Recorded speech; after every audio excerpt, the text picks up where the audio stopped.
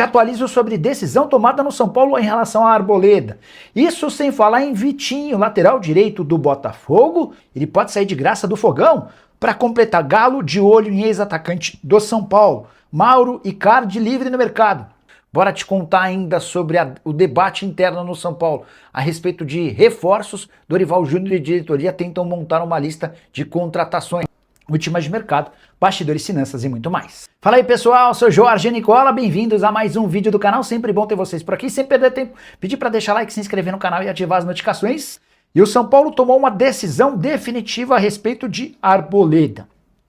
Vale a lembrança de que no último final de semana, depois da derrota por 2-1 para o Fluminense no Rio de Janeiro, o presidente Arrim Assis afirmou para jornalistas que Arboleda seria reintegrado e que no período de no máximo 10 dias estaria à disposição do novo técnico Dorival Júnior para atuar pelo time principal. Pois bem, nessa segunda-feira, antes da apresentação de Dorival Júnior, Rui Costa, o executivo de futebol do São Paulo, pediu a palavra para afirmar que não haverá reintegração, abre aspas para o Rui. O Arboleda está treinando separado, permanecerá treinando separado e não será reintegrado ao elenco do São Paulo.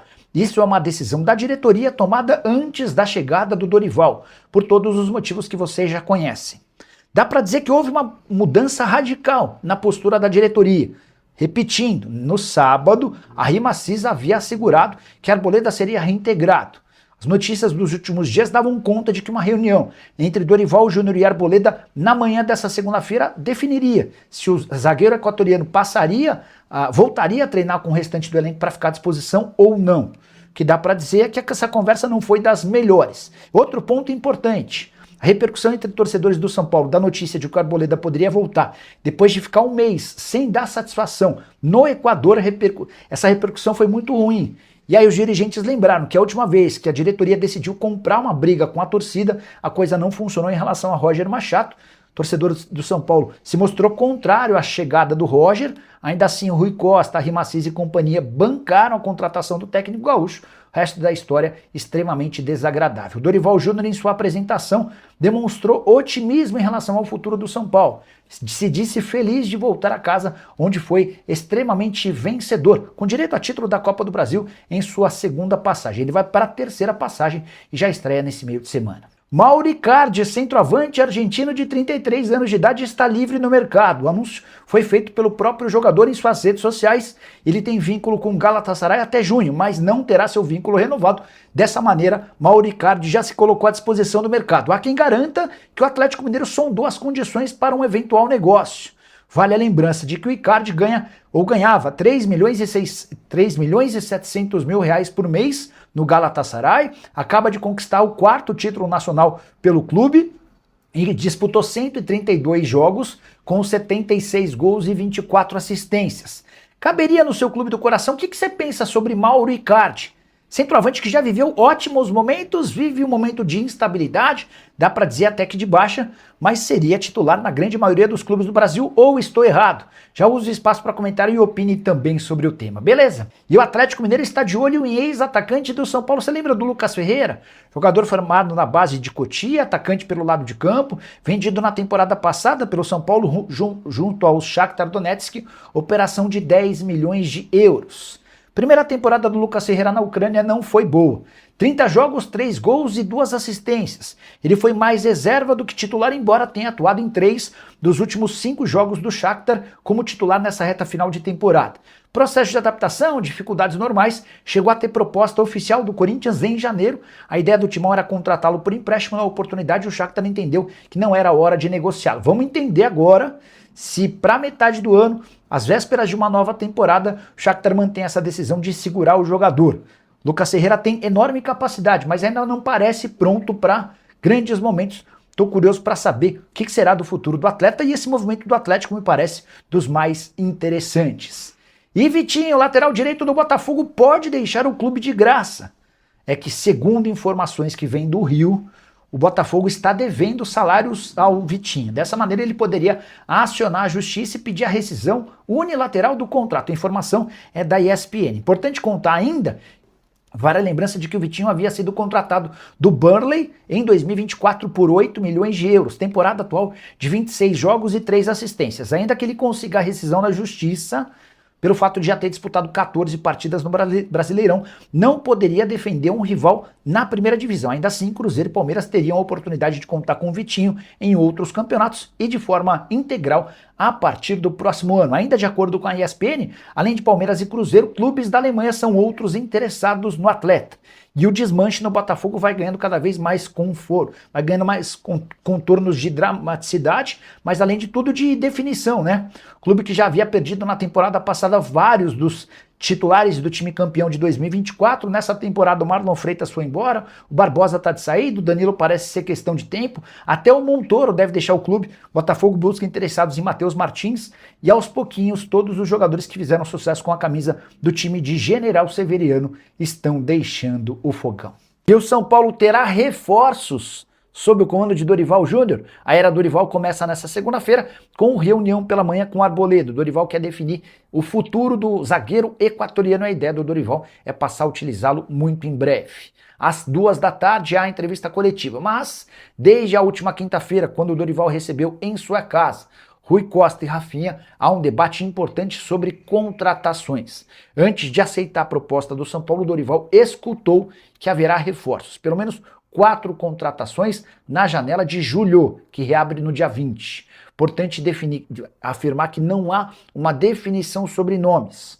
O que se discutiu e chegou-se a um consenso é sobre as posições em que o São Paulo precisa de reforços. Dorival conhece bastante esse elenco, trabalhou com quase todos os jogadores e entende que há necessidade de melhoria em determinados setores. Rui Costa e Rafinha concordaram. E embora não exista dinheiro para grandes investimentos, o São Paulo prometeu esforços para trazer nomes que agradem ao técnico, que inicia sua terceira passagem pelo São Paulo nessa segunda-feira. Salário do Dorival e de sua comissão na casa dos R$2 milhões mensais, menos do que os R$2.800.000 que tinha direito nos tempos de Corinthians, mas bem mais do que os R$800.000 que eram pagos para Roger Machado e companhia. Só para completar em relação a reforços, nomes de Cebolinha, Luiz Araújo, Inestrosa, Scarpa e Thiago Maia são bastante especulados. Cebolinha interessa, Luiz Araújo também, embora praticamente inviável. Scarpa já foi descartado, Inestrosa não há intenção do Vasco em negociá-lo, Thiago Maia pode deixar o Internacional, mas o Colorado quer receber dinheiro. E você, na condição de dirigente do São Paulo, buscaria quais nomes para reforçar o tricolor? Use o espaço para comentário. Só não esquece de deixar like, de se inscrever no canal. A gente se encontra assim que surgir notícia. Tchau. Silmar Lima, boa noite. Nicolau Arboleda vai ser reintegrado ao elenco? Bora explicar essa história. O Dorival foi contratado, né? Começa a trabalhar nessa segunda-feira. E na quinta noite, sexta de manhã, durante as conversas entre as partes, o Dorival quis saber sobre como é que andava a situação do Arboleda. E aí o Rui explicou, tá com o filme muito queimado, cara. Com o torcedor não quer saber do Arboleda nem pintado de ouro. O cara ficou um mês ausente, a gente ligando pro cara, o cara não aparecia, ele voltou, a gente colocou ele para treinar afastado. O Dorival perguntou, existe a possibilidade de a gente reintegrá-lo? Aí perguntaram, mas você faz questão? Faz sentido para você? Porque eu acho que seria interessante, enfim. Não há um martelo batido, não dá para cravar que isso vai acontecer, mas é uma tendência, tá? A tendência é que o Arboleda seja reintegrado ao elenco e possa ser utilizado ainda antes da pausa para a Copa do Mundo por pedido de Dorival Júnior. Antes, só de confirmar isso, o que vai acontecer? A ideia da diretoria do São Paulo é conversar com os atletas para saber como é que eles reagem a essa situação. O Valber Souza.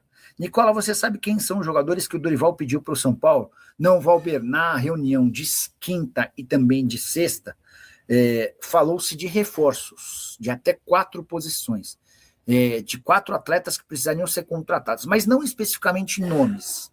Dorival falou sobre atletas que ele entende, posições que ele entende que precisam ser contratadas para reforçar o elenco. O Rui e o Rafinha expuseram também a ideia deles, o que eles pensam sobre as necessidades. Então já há um diagnóstico sobre que posições precisam ser atacadas na janela da metade do ano. O São Paulo reafirmou nesse encontro com o Dorival que não há grana para grandes investimentos. Você vai pensar num Elinho de 13 milhões de euros? Esquece. Você vai pensar no Luiz Araújo por 6 milhões de euros? Esquece. Mas o São Paulo prometeu ao Dorival esforços na busca por contratações. Alcateia Agency. É engraçado que, apesar de todas as críticas e problemas, se o São Paulo está uma bagunça aos olhos da organizada do São Paulo e a imprensa, quem está abaixo está como? Pois é, Alcateia, a verdade é que o Roger caiu não só pelos resultados, mas pela indignação do torcedor com a demissão do técnico anterior. O Crespo é demitido com o São Paulo dividindo a liderança do campeonato com o Palmeiras.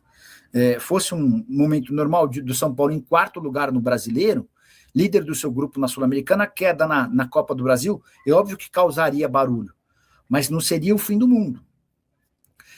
Mas, cara, quando você já tem um técnico que baixou demais o índice de aproveitamento em relação ao anterior que caiu, ninguém sabe ao certo o porquê, aí a coisa fica bastante difícil, né?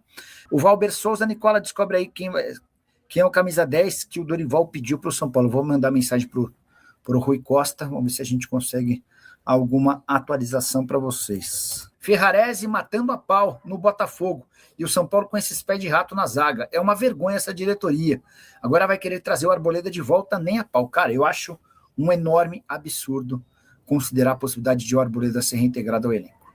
Acho meio que inaceitável. Cara, e os outros jogadores que estavam no elenco, que não faltam no treino, que não chegam atrasados? O cara ficou um mês ausente, sumido, desapareceu do mapa. E você vai reintegrar um cara como esse? Enfim, é o que está se desenhando no São Paulo nesse momento, tá? A reintegração do Arboleda, apesar de tudo que ele causou recentemente. Mais um Roger Machado ruim na base, só ladeira abaixo, o Zé Gordo tá bizarro. E o gol anulado do Corinthians, porque a bola não estava no círculo do escanteio. Boa. Apareceu mais um Roger Machado ruim na base, só ladeira abaixo. O Zé Gordo tá falando sobre o Júlio Batista, técnico contratado para substituir o Alan Barcelos. Estava fazendo um levantamento aqui. O Júlio Batista, à frente do Sub-20, está há 6 jogos sem vencer. Nesse final de semana, pelo Campeonato Brasileiro Sub-20, América 1, São Paulo também 1, tá? E o mais maluco é que o São Paulo liberou o Biasotto sem cobrança de multa e com o tricolor arcando com parte da multa, tá? Vamos lá, só para... O Júlio Batista foi contratado para o lugar do Alan Barcelos, certo? O Alan Barcelos tinha renovado seu contrato recentemente com o São Paulo. E esse novo contrato garantiria ao São Paulo, já que o Barcelos quer sair, paga a multa de 3 salários. Ele ganhava R$65 mil por mês. Estamos falando de 65, 180, mais 15, quase R$200 mil. Era isso que o São Paulo deveria receber se cobrasse o valor da multa rescisória. Não cobrou. E mais, pagou 20% do FGTS, a que tinha direito o Alan Barcelos, como ele não foi demitido. A consequência, o presente que o São Paulo ganhou, a ida do Alan Barcelos para o Palmeiras, o grande rival, tá bom? Qual a patrocínio do São Paulo tem alguma coisa? Antônio, na quinta-feira o Conselho Deliberativo do São Paulo aprovou 2 acordos fechados pelo Eduardo Toni, Unimed e GSM. A Unimed é um acordo para patrocínio na camisa que pode render até R$75 milhões se o contrato valeu 5 anos. A GSM garante R$15 milhões e com possibilidades mais do que reais de outros 10 milhões. A GSM é a empresa que vai servir comidas e bebidas em dias de jogos e shows. A expectativa é que, se confirmado esse contrato de 5 anos, se a empresa ficar 5 anos, assim como o Unimed, o São Paulo coloca em caixa R$100 milhões apenas com esses 2 contratos, tá? O Danilo Rogério, Nicola, como é que está a negociação do São Paulo com a BYD? Danilão, vamos lá. O São Paulo ainda não oficializou um novo diretor de marketing, né? Tá tudo se encaminhando para um cara chamado Toninho Correia, um cara de bastante respeito no mercado de publicidade, trabalhando na Publicis, enfim. Mas dá para dizer que esse assunto tá pausado desde que o Eduardo Toni, numa quinta-feira, véspera de feriado, pediu demissão. Vou te dar as informações que existiam até a demissão do Eduardo Toni. A BYD era a maior interessada na compra dos name rights do São Paulo. No fim do ano passado, o acordo quase vingou para janeiro desse ano e acabou morrendo ou esfriando por conta de todos os escândalos de vendas clandestinas de camarotes. A BYD estava disposta a pagar o valor da multa rescisória para a Mondelez, que é a dona do Chocolate Bis, para assumir o name rights do estádio do São Paulo, viraria Mono BYD já na virada desse ano. Acontece que aquele escândalo todo fez com que a BYD desse alguns passinhos para trás. Esse episódio passou, o Júlio Casares precisou renunciar, Mara Casares e Douglas Schwartzman foram expulsos do clube, é possível que o Júlio também seja, enfim. A BYD voltou a conversar com o pessoal do São Paulo.